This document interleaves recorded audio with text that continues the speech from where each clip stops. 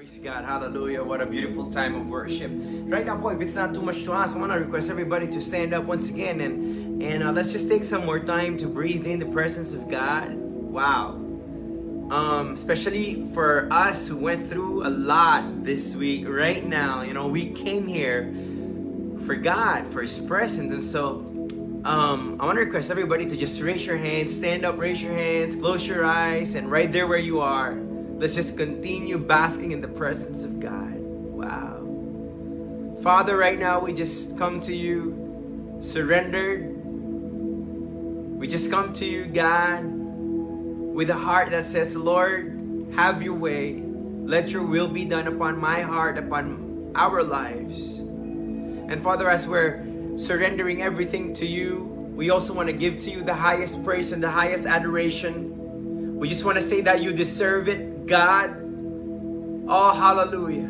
You are holy. You are worthy. You are beautiful. You are majestic. You are glorious. And we praise you, God. We praise you, God. Wow. Hallelujah. Lord Jesus, right now we ask that you give us the grace to discern your presence. Help us know that you are here. Wow, sitting right here beside us, embracing us, loving us, singing over us. Jesus, we want to know you more. We want to know you more. Your presence, Jesus, is all we want. Holy Spirit, I ask for your anointing. Anoint your servant. Anoint your people. Anoint this time. Anoint our minds. Anoint our hearts. Anoint the word. For without you, for apart from you, Holy Spirit, we cannot accomplish anything. And so right now, Holy Spirit, we gently ask for your anointing. Hallelujah. Anoint this time. Anoint our rooms tonight. This we pray in Jesus' name. And everybody said, amen and amen. Praise God. Palakpakan po natin si Lord. Amen. Amen. Wow, before you take your seats, I just want to take some time to welcome all our friends who tune in for the first time. You know what? Maybe somebody brought you in or, somebody invited you over, but we understand, that it was actually God who planned for this night to happen for you. We're believing that God has a message for you. So open your heart, fill your heart with faith, and just allow God to speak to you. Amen. We are believing that by faith, at the end of the gig, grabe, you will come out of this celebration, this worship gig, this thing that we're doing. You will come out of this gig better and stronger and wiser than you were before. Amen. All right, praise God. Right now I wanna you may now take your seats. Amen. Praise God, praise God. The past couple of weeks have been so interesting. We've embarked on a series, a journey where God has allowed us to talk about biblical prophecy. Now when I talk about biblical prophecy, it means that these are prophecies that are from the Bible. And when you say, galing yan ng Bible, it only means that they are bound to happen. Amen. I'm just blessed, by God because He's given us this opportunity to actually talk about this. Amen. Hallelujah. I mean, nakakatuwa lang that, God is actually allowing us to chew on this powerful truths. Amen. Informing us and making sure that we are prepared. Hallelujah. For the things that are to come. And we talked about eternity, we talked about heaven, we talked about the last days, we talked about the second coming, we talked about the rapture, the tribulation. We talked a lot about end times, and right now, praise God, after consulting with the Holy Spirit, sabi nga, tuloy lang natin. So today, I want to speak on a message entitled, What If? Hallelujah. Alright, what if? Pakitype mo naman yan sa comment section. What if? Alright? Praise God. Amen. Okay, the past couple of months have been interesting for us as a family. For those of you who don't know yet, God blessed us with another baby, a miracle. Si Rua Jasmine. And yung 9-month pregnancy journey namin as a family was medyo challenging. It was not really an easy pregnancy. There were a lot of hurdles along the way. There were, grabe nakaka-challenge talaga yung 9 months. And, we were in and out of the clinic and puro check-up and lab tests and all. But, praise the Lord. Grace ni God, natapos yung journey. And And He blessed us with a miracle. Pero I could still remember the doctors, they would always tell us, no? Parang lagi nilang sinasabi to. Sabi nila, it is best to err at the side of caution. No? Ulitin ko, it is best to err at the side of caution. No? In other words, sinasabi nila, kung magkakamali ka, mas maganda yung nagkamali ka kasi nag-iingat ka. Alright? Siguro para mas maunawaan natin, kasi may mga panahon na they would ask si Ate Jeng, no, my wife, to take meds. And then we would ask the doctor, Dok, kailangan ba talaga yan? And then sasabihin ng doktor, sabi niya, well, mas maganda na yung tinake niya. No? Magkamali tayo at the side of caution. Mas maganda na yung tinake niya, tapos hindi tayo magsisisi. Kaysa yung hindi niya tinake, tapos bigla natin na-realize kailangan pala niyang i-take, tapos hindi niya tinake. No? So I think yung mindset na yun, parang na-realize ko, pag malaki yung risk, okay? Pag malaki yung risk na pinag-uusapan, this principle must be applied. It is best to err at the side of caution. Of course, dun sa pregnancy, ang risk was, syempre, yung life ni baby. So, sabi ni doctor, we cannot afford to like hit and miss or trial and error. It's best to err at the side of caution. No? Now, talking about eternity. Ayan. Grabe, no? Yung kwento ni baby, life ni baby pinag-usapan, and that is like a big thing. Amen. Pero ito, pag-usapan natin eternity.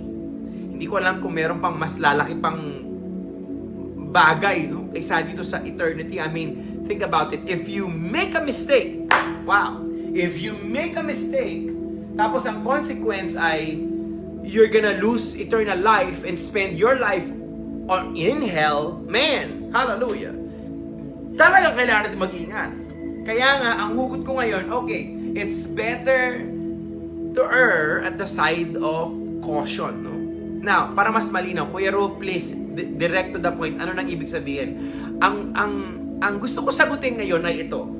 What if it is post-tribulation? Alright? What if rapture happens after tribulation? Yun ang pag-uusapan natin ngayong gabi, no? So, amen. Buckle up. Amen. Kung meron kayong mga seatbelts dyan, joke lang, okay. Buckle up, this is going to be a very interesting ride. Amen. Now, remember last week we discussed pre-tribulation, no? For lahat ng mga pinag-usapan natin, mangyayari yung rapture, tapos tribulation. In effect, parang exempted na tayo dun sa tribulation or dun sa wrath na magaganap dun sa tribulation, no? So ngayon, magbabago yung kwento kasi what if nangyari yung rapture, hindi bago yung tribulation? What if nangyari pagkatapos ng tribulation? Ang tanong is, ready ba tayo? So I think yun eh. Yun yung dahilan kung bakit nating pinag-uusapan nito. Amen? Okay, now, for the sake of those who missed the series, or maybe, 2 weeks kang nawala, tapos medyo naguguluhan ka na, or maybe ngayon ko lang nag-attend, pag-uusapan po natin yung mga terminology, some sort of review, para lang to make sure that everybody's like nakasakay dun sa bus, no? Okay, dun sa pinag-uusapan, okay? Number 1 is rapture. Key terminologies, rapture. As we all know, rapture is that event, no? The rapture of the church is the event in which God snatches, no, all believers from the earth. No?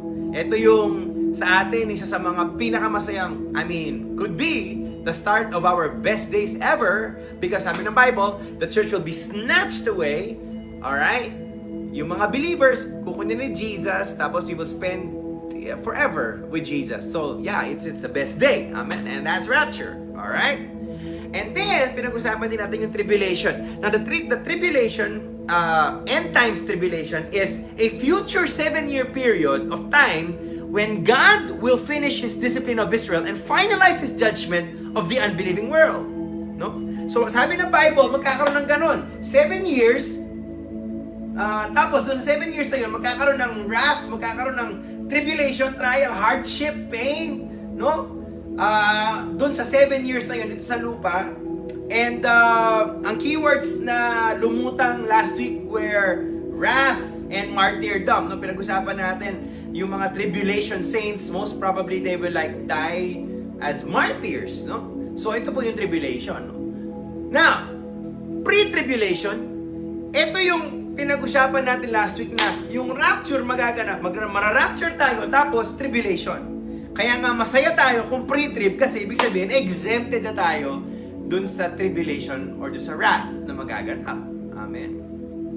Pero yun na nga, diniscuss din natin na meron din posibilidad na baka post-trib. Now, ano ba yung post-trib?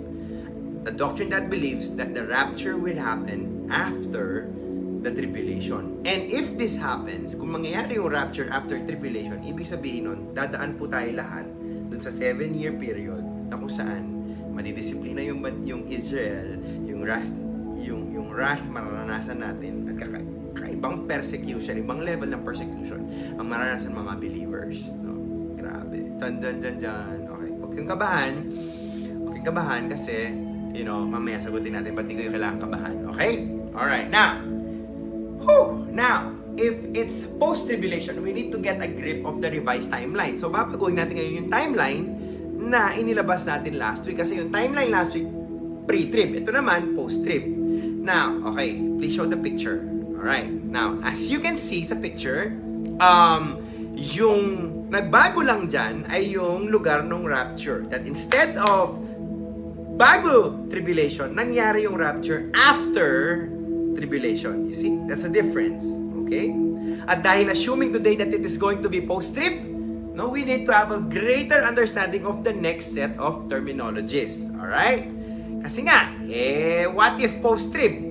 Kailangan natin maunawaan itong mga terminologies na ito. Like number 1, beginning of sorrows. Ayan, makikita nyo po sa timeline na the first 3.5 years, ang tawag po dyan ay beginning of sorrows. Ano ba yun, Kuya Ru? Okay, at the beginning of sorrows, when the labor pains begin, there would be human catastrophe and crisis and natural disasters. Dun sa first 3.5 years, alright? For us Christians, persecution and martyrdom will be rampant for those who wish to follow Jesus. Matthew 24:9. Many will stumble over this intense persecution and stop following Jesus. So sinasabi dito, doon sa first 3.5 years, beginning of sorrows, marami daw mga Christian ang titigil lang sumunod kay Jesus kasi nga sobrang hirap. No? Even betraying and hating each other out of fear. Wow! Many false prophets will rise up and deceive many people. Matthew 24:11. Lawlessness and lovelessness will increase. Matthew 24:12. No? Beginning of sorrows pa lang yan. No? Yun yung unang 3.5 years dun sa 7 years. Amen. No? So, take note of that. Beginning of sorrows. Next, kailangan na din ma-realize natin na sinasabi din ng Bible, there will be the rise of the Antichrist. Now, based from the terminology, Antichrist, okay, ibig sabihin, against siya kay Jesus. Rebelde, no? He's gonna be a future evil world ruler. He will be empowered by Satan and totally possessed by Satan, no? He will be Satan's counterfeit of Jesus. He will come out of a 10-nation confederacy and will be an extremely charismatic and gifted orator. He is also referred to as the man of sin, the son of perdition, or the little horn, or the beast, no? Revelation 13:1-10, no? So, yun yung Antichrist. Now, sinasabi po ng mga scholars na dun sa first 3.5 years, etong si Antichrist ay magiging sobrang charismatic, no? Ibig sabihin, dahil magaling siya magsalita, talagang magugustuhan siya ng mga tao. Alright? Magugustuhan siya. Pero pagkatapos ng 3.5 years, magkakaroon po ng tinatawag nilang the abomination of desolation. Kuya Ro, medyo nosebleed na ako. Okay. Yung abomination of desolation, mangyayari yun doon sa kalagitnaan ng 7 years, so sa 3.5, okay? At midpoint in the tribulation, the Antichrist will go into the temple of Jerusalem and demand to be worshipped in God's temple as God. Yun na. Lalabas na yung totoong kulay niya. At pupunta siya sa temple at sasabihin niya na kailangan siyang i-worship na as God. No? Siya na si God. This event begins what is known as Great Tribulation. And as we learned last week, doon sa Great Tribulation, kaya lang siya tinawag Great Tribulation kasi mas intensified yung pain, mas intensified yung wrath, mas intensified yung persecution, at mas intensified yung martyrdom. No? Some scholars are saying na pagdating doon sa Great Tribulation, eto na, the Antichrist and all his legion, no? Ang kanyang mga katauhan, ay talagang they will be hunting down, they will search for and look for Christians, tapos they will make the Christians renounce their faith, no? Kay Jesus, para spare yung buhay nila. Amen? Pero yun na nga, sa atin po na mga Christians, matatakot ba tayo? Ang sagot ko dyan is, I guess not. I guess not. You know? Why? Kasi because we know that even if the Antichrist finds us and kills us, you know, we know that we are going to heaven. Amen. So totoo yung sinasabi ng Bible na, oh death, where is your sting? Amen. Kasi nga natin eh. Okay, kung halimbawa man, sige, post-trip, tapos dumaan tayo doon, mape-persecute tayo. Isipin mo na yung pinaka-worst na pwedeng gawin nila sa'yo. Ano yung pinaka-worst? They could kill you. Okay, sige, yun ang pinaka-worst. Pero parang all of a sudden, nawala yung sting. Amen. Nawala yung trauma. Nawala yung fear. Bakit? Kasi when you know na pag namatay ka, doon sa point na pinatay ka nila, grabe pupunta ka sa eternity. Pupunta ka sa heaven with Jesus. Amen. Kaya totoo yung sinasabi ng Bible, oh death, where is your sting? Amen. Hallelujah. All of a sudden, nawala yung scare ng death. You know, because you know that if ever, you know, these guys kill you, I mean, okay lang, because I know I'm secured. Woo! I will be going to heaven. I will be spending my eternity with Jesus Christ. Amen. Now, for what it's worth, no, spoiler alert, pinrophesy na rin ng Bible na itong si Antichrist ay matatalo at matatalo po ni Jesus Christ. Amen. So, amen. Jesus will have the last laugh. Amen. Tayo naman, sige, persecute us. You may even want to kill us, but you know, okay lang kasi secure na tayo sa eternity. Amen. Praise God. Praise God. Alright, are you enjoying? Now, some text, Matthew 24:21, great tribulation, sabi ng Bible, for then there will be a great tribulation such as has not been from the beginning of the world until now, no, and never will be. Ganong katindi yung pagdadaanan sa mga panahon na yun. Matthew 24:29, immediately after the anguish of those days, the sun will be darkened, the moon will give no light, the stars will fall from the sky, and the powers in the heavens will be shaken. No? Lahat po yan ay mga verses tungkol sa tribulation. Now, what are the key points of post-tribulationists? No? Bakit nag-gain ground? No? Ano yung kanilang mga strength ng mga post-tribulationists? No? Yung sinasabi nila na post-tribulation daw, no? Yung rapture. Well, post-tribulationists point out that historically, God's people have experienced times of intense persecution and trial. So pag tinignan niyo po yung Church of Jesus Christ, talagang maraming panahon na na-persecute, dumaan ng trial, pagsubok.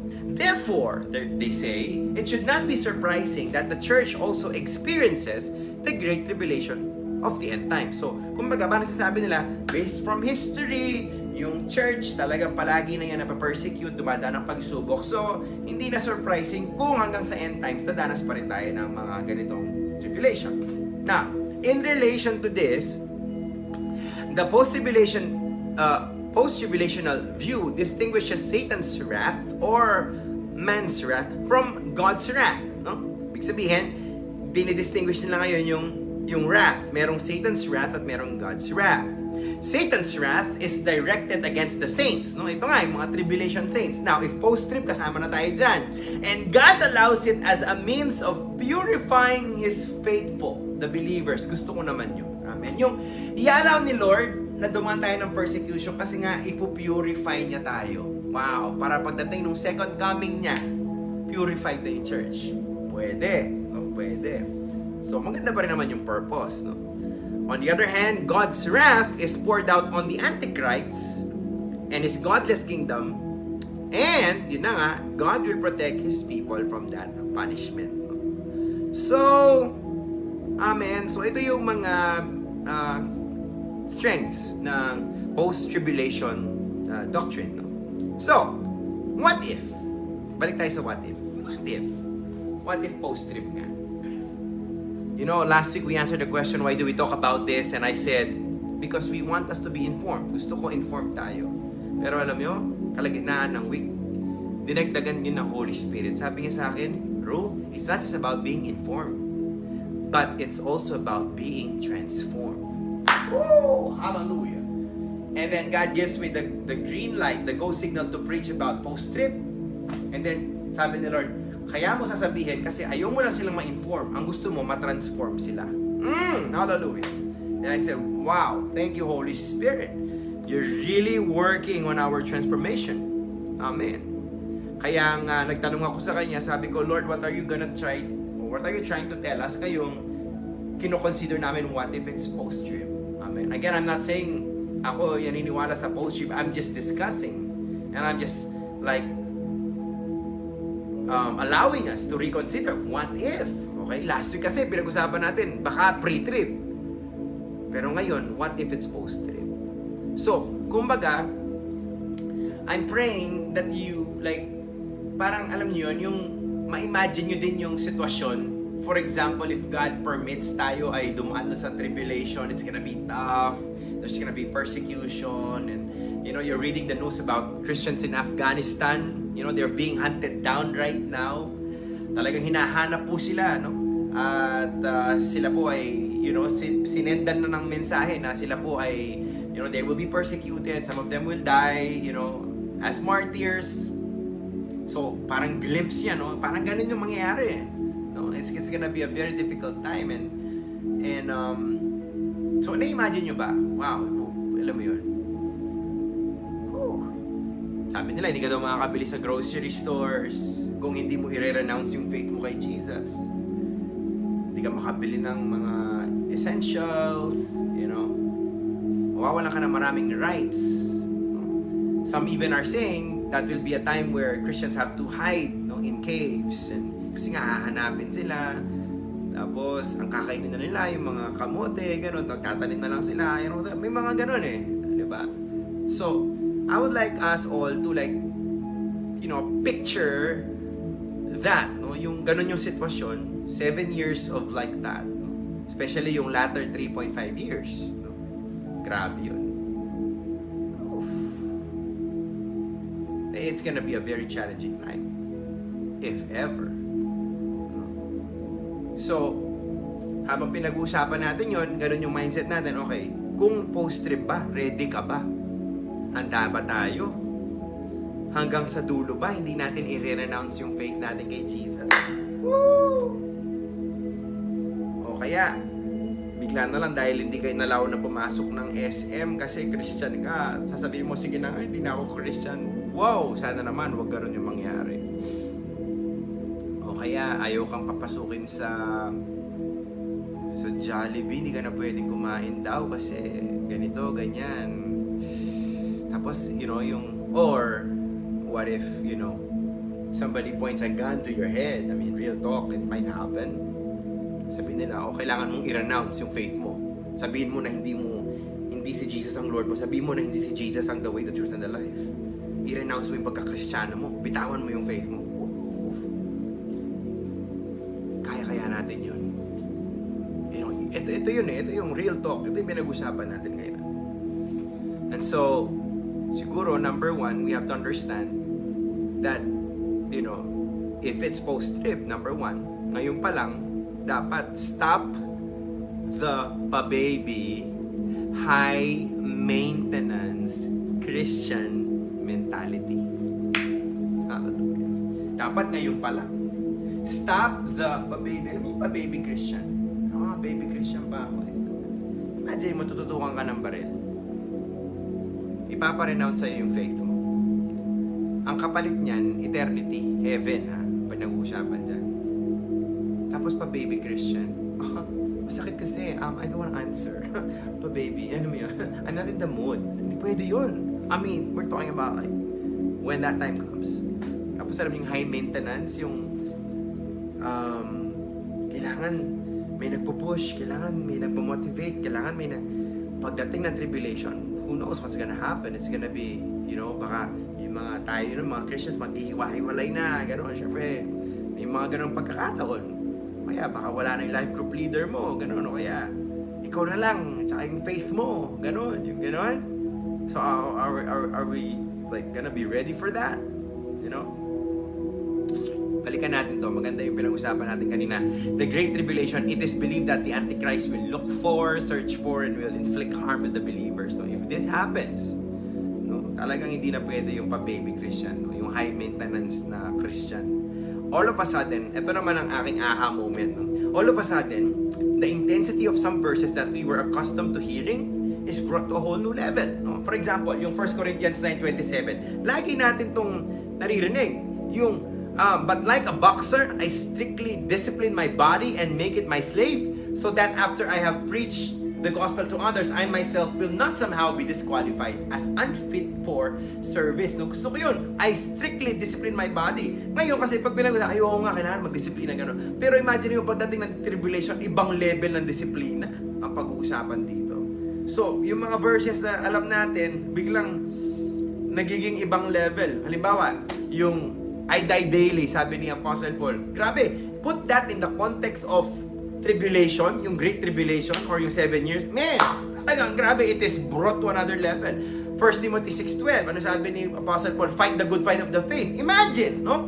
The Antichrist and all is like godless kingdom will like search for you and look for you and will like point a gun on your head and they will like pronounce your faith.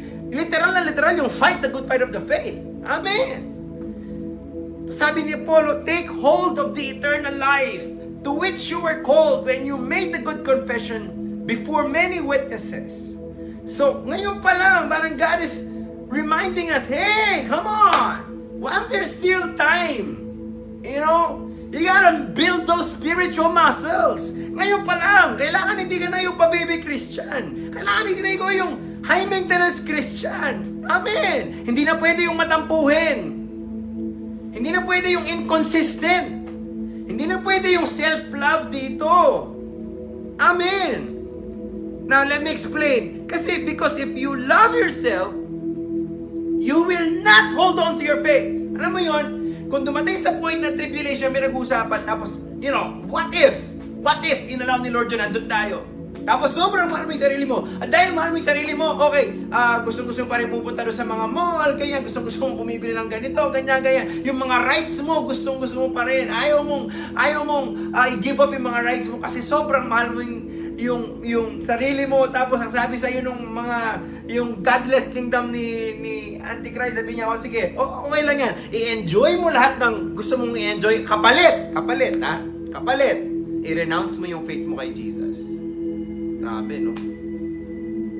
Kaso nakalimutan mo, pag ni-renounce mo yung faith mo kay Jesus, you're giving up eternity. You're giving up eternal life. Grabe, no? Parang biglang Esau Jacob yung pinag-uusapan dito. Give up ni Esau yung birthright niya para sa pansamantalang ano ba yan? Soup.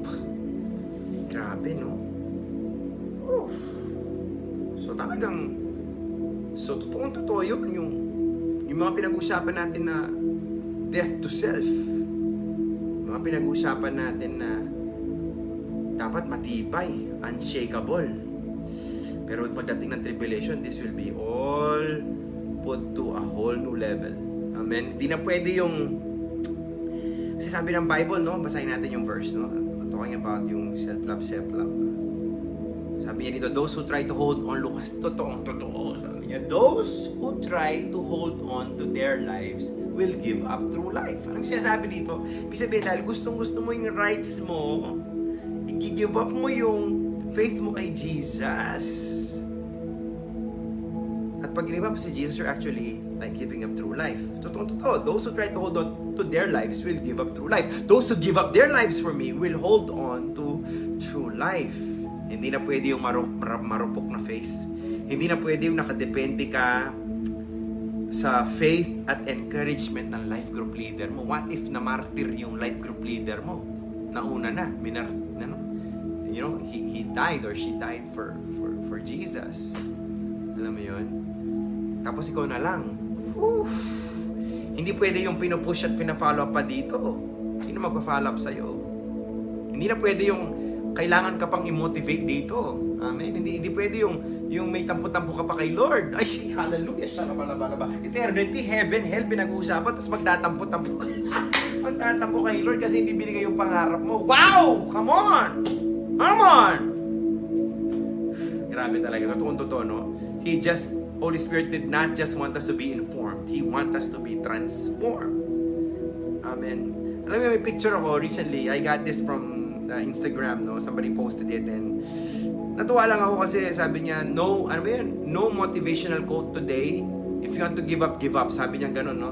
Nung una natawa lang ako, pero after like careful thought, sabi ko may wisdom din dun sa sinabi niya. Alam niyo bakit kasi ngayon, sa mundo ngayon, ang daming, parang daming nagpo-motivate, ang daming nag-encourage, and that is good. That is good. We all need that. Amen. Pero nilagay ko dun sa light, dun sa context ng tribulation, dun sa panahon na yon, what if wala nang mag-motivate? What if wala nang mag-encourage sa'yo? Tapos bigla naisip mo, give up na lang yata ako. Give up ko na yung faith ko. Ang hirap na eh. Okay, tapos ikaw na lang, you're left on your own. Tapos mag-iisip ka, give up ko na lang yata yung faith ko. Now, ito yung sagot ko dyan. If there is no motivation or no one to encourage you, think about the consequence of giving up. And in this case, ang consequence ng pag-give up mo ng faith will actually be hell or yung lake of fire, lake of sulfur, eternity in hell. So, this is a case of the consequence becoming a motivation. When you find yourself looking for a reason to fight, isipin mo yung consequence na magaganap kapag nag-give up ka. And in the light of end times, eternity, eschatology, tribulation, and all, dun sa 7 years na yun, kung matitest man yung faith mo, lagi mong isipin, huwag mong i-give up yung faith mo kasi ang pinag-uusapan ay eternity. Amen. Are we growing? Notice I didn't say learning. I said, are we growing? Are we growing? Wow. Grabe, no? Are we growing? Number 2, alam nyo, yung lagi natin pinag-usapan dito, yung talk heaven, think heaven. Pag nilagay mo dun sa context ng tribulation, yung iba sabi nila, it's gonna be hell on earth. Kasi nga, grabe yung persecution and wrath. And, sa mga panahon na yun, talk heaven, think heaven must become the only way of life. Hebrews 12:2, keep your eyes on Jesus. Grabe, no? Napansin nyo yung mga verse na binabasa natin dati. Tapos nilagay mo dun sa context ng tribulation. Keep your eyes on Jesus, our leader and instructor. He was willing to die a shameful death on the cross because of the joy he knew would be his afterwards. And now, he sits in the place of honor by the throne of God. Parang sinasabi niya, well, yeah, he experienced a shameful death here on earth, a painful death here on earth. But after that naman, pagkatapos naman, there is a joy. Wow. There is a joy that would be his afterwards. At nandun na siya, in the place of honor by the throne of God. Parang sinasabi din ni Lord sa atin, if that time comes, testing, tribulation and all, keep your eyes on Jesus. Imagine, no rights, tatanggalan ka ng karapatan, hunted down, martyred and all. Wow. Lagi mong isipin, heaven is your final destination. Eternity with Jesus is all worth it. Eternity with Jesus is all worth it. Wow. Heaven is your final destination. Eternity with Jesus is all worth it. Amen. And lastly this, alam nyo, it will be so beneficial if we start training ourselves now. If we start training ourselves now. Amen. And then, baka meron dito nagsasabi, Kuya Rudy, ba last week sabi mo marami naman nagsasabi baka it's pre-trip? Yeah. And that's true. In fact, ako nga, sabi sa inyo, yun ang pinag-pray ko. Amen. Pero, apply natin sa studies. For example, sa studies, sa pag-aaral, lahat po tayo nag-aaral. Yung iba nag-aaral pa, yung iba nag-work na. Pero, applying it sa studies, di ba sa pag-aaral, if you know that there's going to be a tougher test, anong gagawin mo? You will review harder, right? Kasi alam mo, it's gonna be a tougher test. Now, if the prof gives you an easy one, kinabukasan ng exam na, binigyan kanya madali lang. Praise God, no? Your preparation prepared you, sumobra pa. Amen? Sumobra pa. Now, next question. What if He gives you a more difficult one? Praise God pa rin. Bakit? Kasi, yung level ng preparation mo, pang mahirap na exam. Praise God, you were prepared pa rin. Amen. So, ngayong season na to, ito stage ng buhay natin, I think about the concepts like pa-baby Christian. Dapat wala nang ganun. Yung madali ka ma-offend.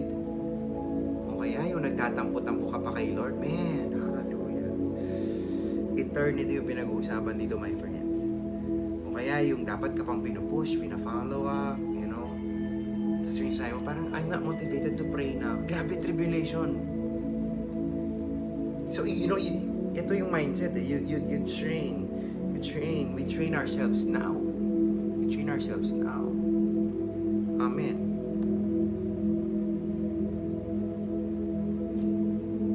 And you know, habang ako yung nagpe-pray nung panghuli na, I was like about to close. Sabi ko, Holy Spirit, how do I close this? And then you know, again, He brings me to that place. What if? 7 years, you know. He allows that we're there. What if? Sabi ng Holy Spirit sa akin, ito lang panghawakan yung tatlong bagay. Number 1, love Jesus. Choose Jesus. Hold on to Jesus. Let me say those again. Love Jesus. Choose Jesus. Hold on to Jesus. Grabe. Isa pa, para masarap. Para mag-sink in. Love Jesus. Choose Jesus. Hold on to Jesus. Bow your heads, close your eyes. Father, right now we thank you for maturing us. I really feel, God, that tonight may nag-grow po sa aming mga puso, Lord. And if it takes, Lord, a teaching of this doctrine of post-tribulationism to make that happen. Lord, we thank you for that, Lord. I believe, God, more than the facts, more than the terminologies, it is an inner job. You performed an inner job in our hearts. You challenge these hearts to grow and mature. Hallelujah. To give up our immature ways. Wow, hallelujah. To give up our immature ways. To make that decision, that choice, Jesus, to choose you, to love you, and to hold on to you. Hallelujah.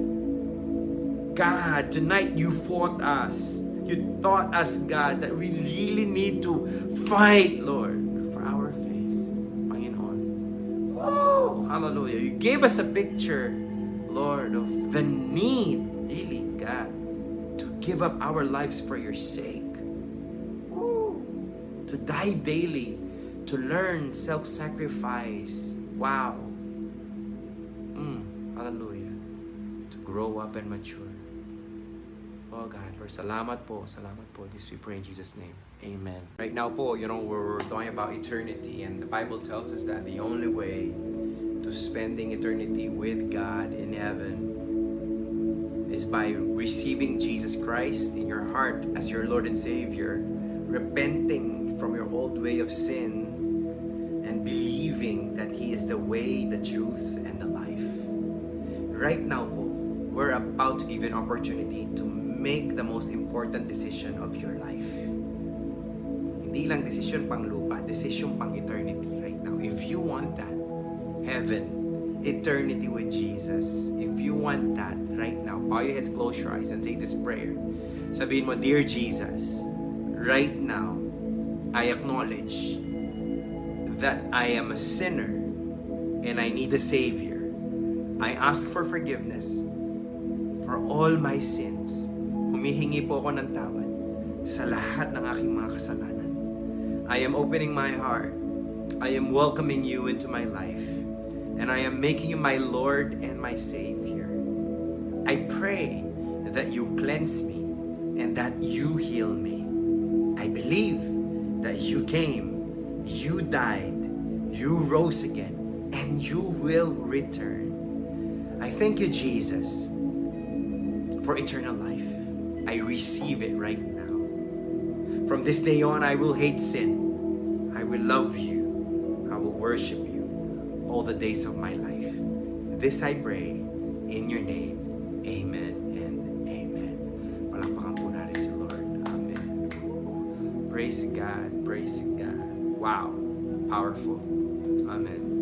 So, yeah. What if? You know, what if? What if? What if? What if? What if? Amen. Alright. I guess that's about it. Tingnan natin kung saan pa tayo dadalhin ni Lord next week. Lord willing. Amen. Kung hindi pa tayo ma-rapture, Lord willing. Lord willing. But I just felt like, you know, the Holy Spirit did an inner job in our hearts. Made us realize a lot of things. Amen. Whew. Amen. Alright, want to invite you to join a life group. Just in case you don't have a life group yet, please join an online life group. Makakatulong po yan sa buhay, sa faith, you know.